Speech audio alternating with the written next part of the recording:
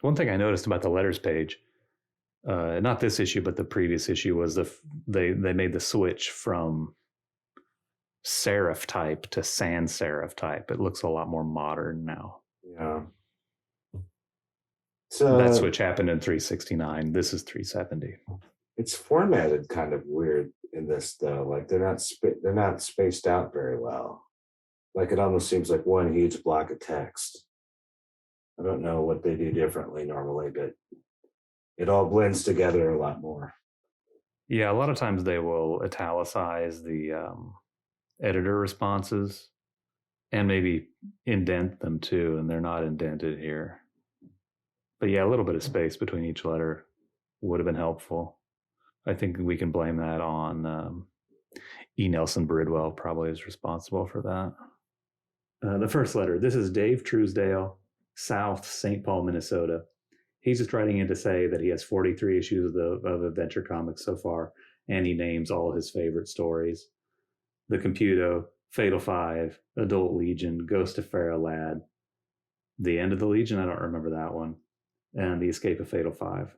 But never has he read a story like the one in 367, No Escape from the Circle of Death. But he lists the reasons he likes it. Kurt Swan artwork, the people of the 30th century giving the Legion the rewards it so richly deserves, the Legion's new clubhouse, insight into Karate Kid's civilian life, and the miracle machine used by Brainiac 5 to defeat the invaders, and the moral that went along with it. And then the editor says, well, then you should also add Jim Shooter's script to your list of things you liked about it. Wesley Hunter of McAllister, Oklahoma. He says in Adventure number 366, you show the Legionnaires being decorated by the president, but if Superboy's costume is impenetrable, how could the metal be pinned on it? It seems to me that a pin wouldn't penetrate it. What do you think? Any predictions on how you might pin a metal on a guy who is an impenetrable costume? Is it made of kryptonite? No, that's a good guess. Maybe it's a magic pin. Nope. The editor says a pin would not penetrate it, but what makes you think they'll still use old-fashioned pins on metals in the 30th century? Mm-hmm. They'll use an adhesive that doesn't pierce the fabric. It's sticky. Right. Yeah, I like that. Like, he makes it sound like we're going towards it, like maybe it's magnetically attached or something like that. But no, in the future, they'll just have some goo or something that'll stick it. It's like a Post-it note. Right. I thought they were going to say magnets too when I read this, but no. Right. Kryptonite pin is pretty good.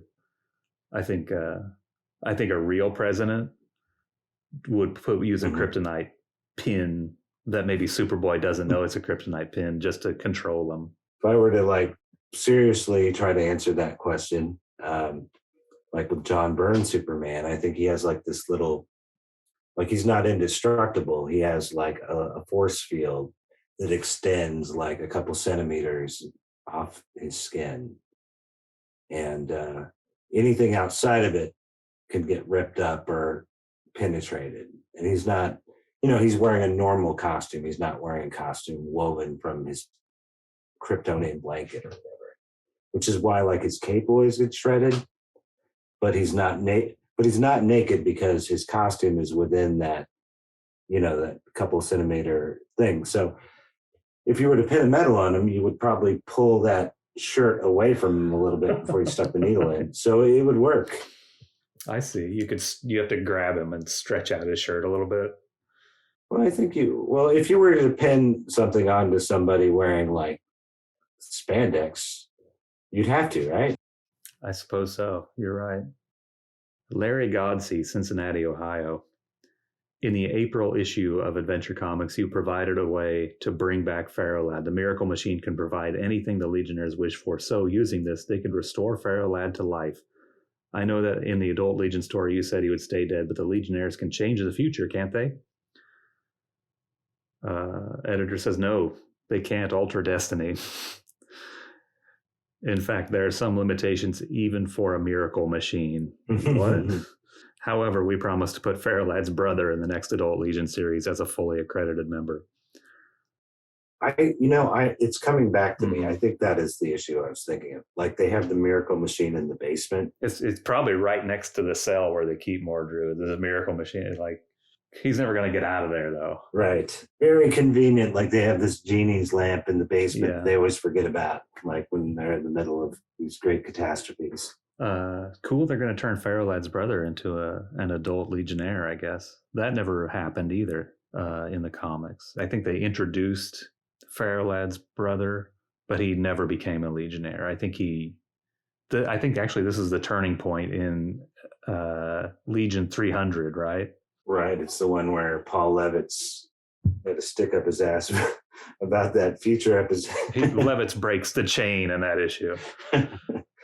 He apparently had the same view as the editor here, saying about Destiny, and he had to get rid of that meddlesome issue, and it involved that guy, the brother.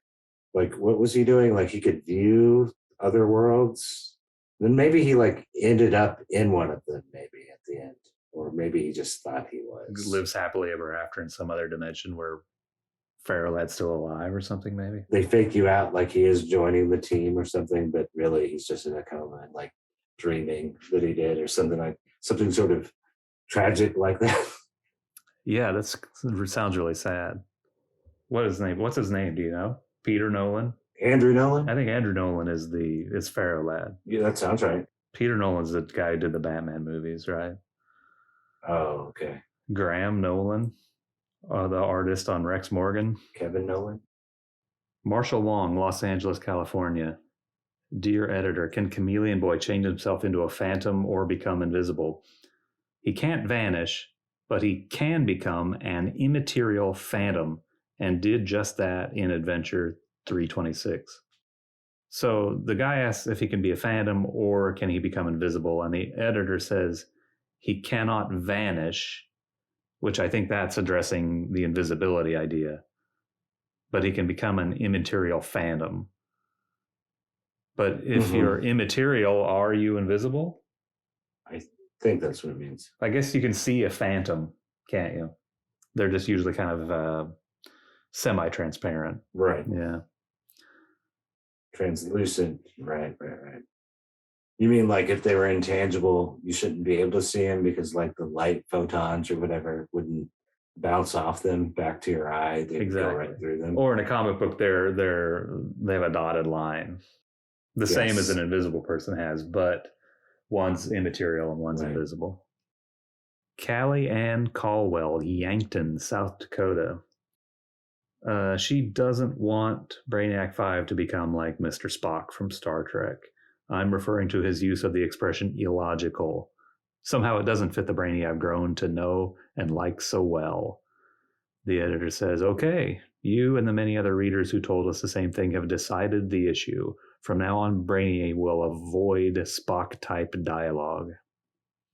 What is it with the ladies in Brainiac 5? It's such a dick. He's like the Pete Davidson of the Legion. Like there seems to be a lot of female fans of this character. They value brains over brawn. Yeah, that's what it is. That's why they always like me. Right. I was trying to think of a Mr. Spock line that I could say, but all I could think of is fascinating or pure energy.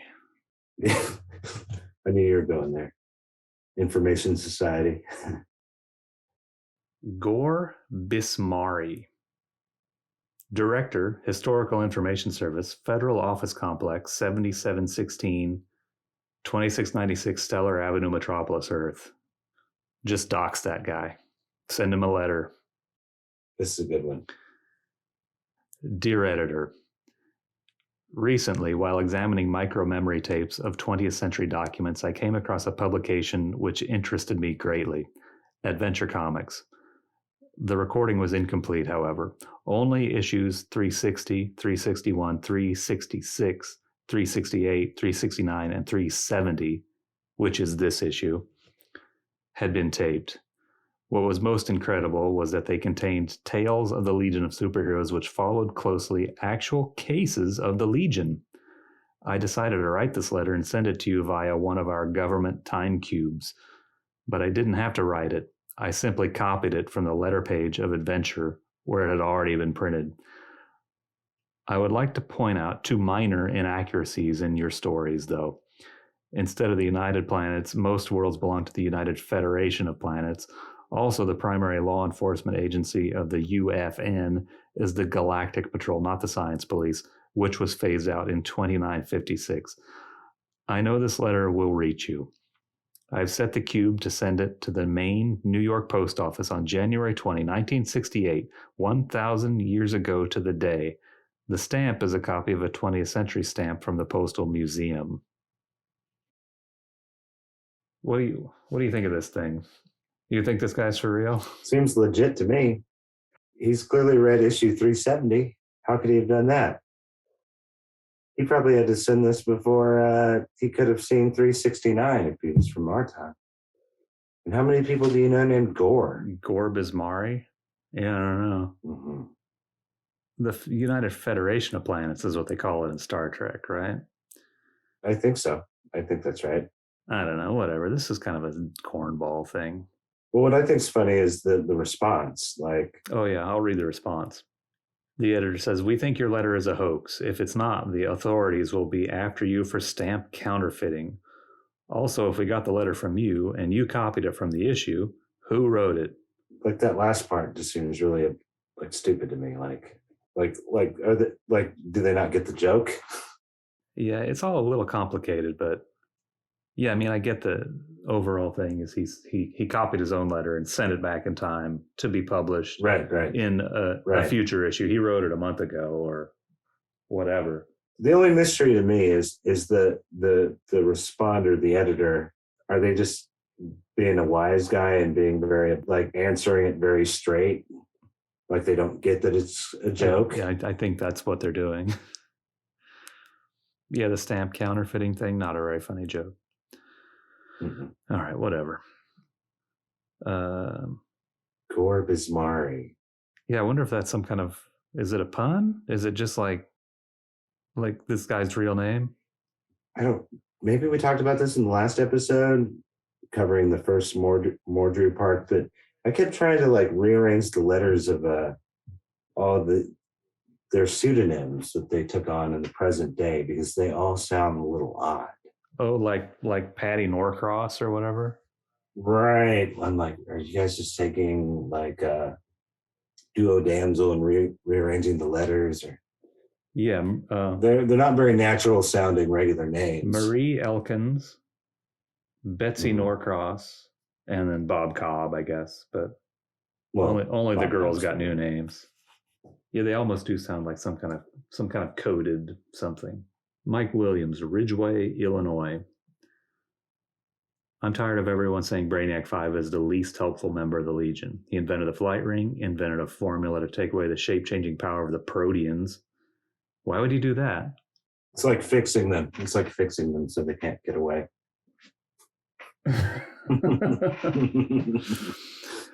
That's messed up, Brainiac 5. I mean, the Proteans are like a race of people on a planet, but I guess the United Planets, it's okay to whatever take away their autonomy and turn them into pets. I wonder how they addressed that. Did they backpedal that? I mean, it was a funny thing for them to work in, but it really like makes them seem like complete bastards for not ever figuring that out. I mean, you've got telepaths on your team. There's entire races of telepaths. And did everyone know they were sentient and they just didn't give a shit? Well, they had to have known, right? Like Prody was doing stuff. Like he's a member of the Super Pets, right? Yeah. He lifted up that little barbell. That's true. Oh yeah, he's running down the achievements of Brainiac 5. One of which is taking away the whatever the physical abilities of a race of people.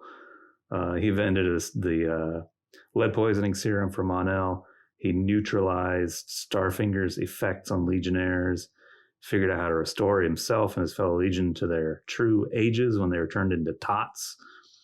Seems to me he's the most valuable of all the superheroes. Oh, brother. Thanks for the excellent rundown. One more knockabout. one more knock about Brainy in this column, and we might have been picketed by the National Association for the Advancement of Green People, the NAAGP. Oh boy. I bet the same guy wrote that joke as wrote the Mordru got beat by 3 girls. But this is kind of worse in a way. Right. Well, yeah. Yeah, sure. Definitely worse. Not kind of worse. Definitely worse. Right. Yeah. Yeah, that sucks. What a lame joke. I guess they're right. He's the most helpful member, but to me, at this point, it seems like what they're really pointing out is he's helpful to the writers, because they always use him to like wrap up the story when they're out of space. Like he's the guy who like pulls something out of his ass to end the story real quick.